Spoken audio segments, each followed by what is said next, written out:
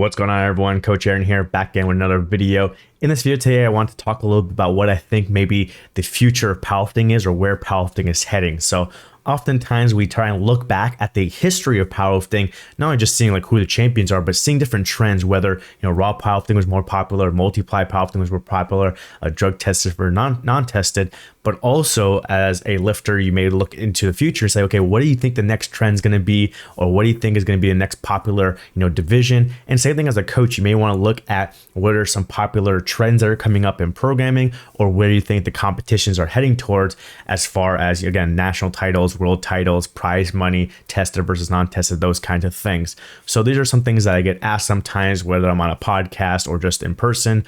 And so I wanted to put some thoughts together, which I have mentioned before on the King of the List podcast. And so this is something that's already a trend that's kind of been happening the last couple of years, but I think it's going to continue in the years coming forward, and it's going to, get bigger and bigger.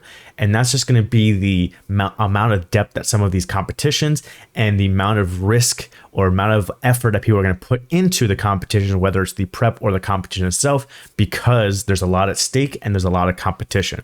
So you're seeing this, whether it's like an IPF Classic Worlds, there's more countries coming, they're sending more lifters, there's more top lifters coming. You're seeing this more in pro meets, whether it's like non-tested big prize money meets, there's more of them out there. A lot of top lifters are coming to them. A lot of them are coming to head-to-head battles down to the final deadlift.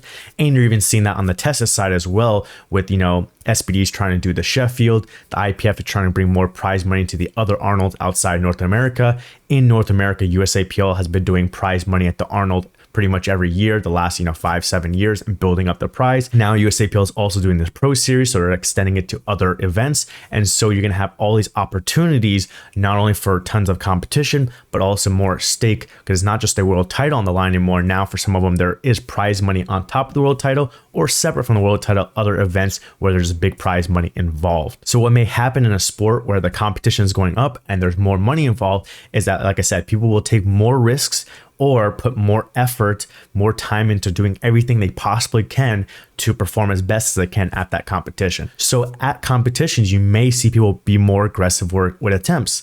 They may not try and leave, 7.5 kilos on squat and bench press, and then see how the placing goes on deadlift, and then try and maybe pull for third place or second place, whatever is going on.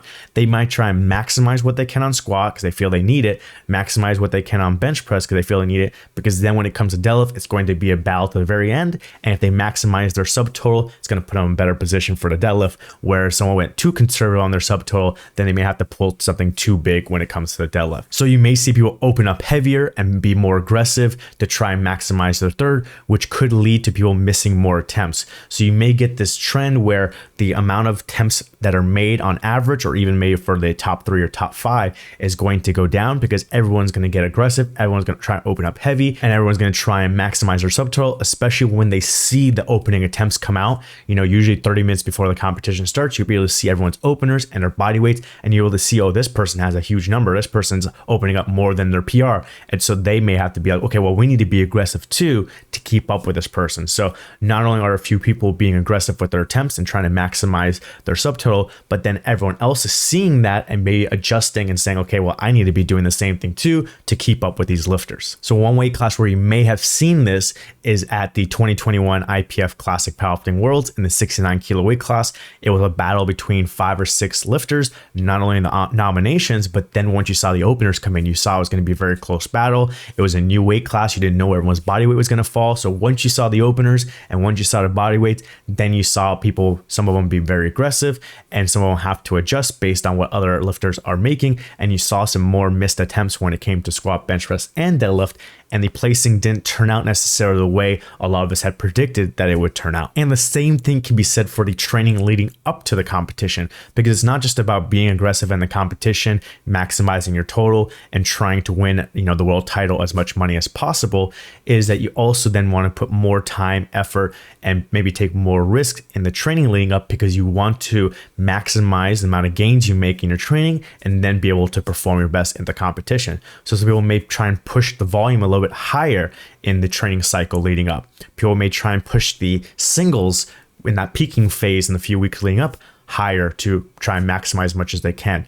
And again, some of the downsides to this, like in the competition where you may miss attempts and fall behind, is in training, you may miss weights, or you may have bad technique, like you cut your squat depth, or you may cut your pauses on your bench press, and then that doesn't transfer well over to the competition. And then the other thing is that maybe you push too much volume or too much intensity and you get injured. And so then you're out of it completely. And you've already seen this in some competitions as well, especially on the non-tested side, because they had these big pro money meets a little bit earlier than the tested side, is that you have these big prize money meets. Everyone says they're coming to it. They put out the roster. It looks stacked in all these different weight classes. And then as it's leading up to the competition, once you're, 4 weeks out, 3 weeks out, 2 weeks out, you start seeing names drop off. And oftentimes they're dropping off due to injury because they may have felt they need to go all out for this competition, win the prize money, say they are the best powerlifter in the world. And so they push the volume further out, they push the intensity leading up close, and then maybe they go too much and then get some kind of major injury, and then they can't go into the competition. And so once the competition comes, the roster's not quite the same. You may have lost several of the top lifters, and it's just not the same amount of depth that people thought going in and thought it was going to be a bunch of hype, and it ends up being a couple of lifters, and then one of them, John Hack or something, may win it easily. So I think this trend is going to continue for this year and the years going forward, with USAPL with their Pro Series, with SBD trying to bring their Sheffield back, with the non-tested side having plenty of prize money meets with USPA, WRPF, and these other federations. So I think people are going to be more aggressive with their training, be more aggressive with their attempt selection and competitions, and try and do as much as they can to win those things, which could lead to obviously successes. I don't want to tell one to, not try and go and win and do your best. But also, if you push too hard, it may lead to injuries in training or missing a lot of attempts in competition and falling behind, out of the podium or something like that because you got too aggressive with the numbers. So let me know whether you think this is a trend that's already been occurring and whether you think it's going to happen as well for this year and going forward. You can drop that in the comments, or if you completely disagree with me and say there's some other trend that you see as far as the training or big competitions, is drop those in the comments down below as well. And I'll catch you guys in the next video.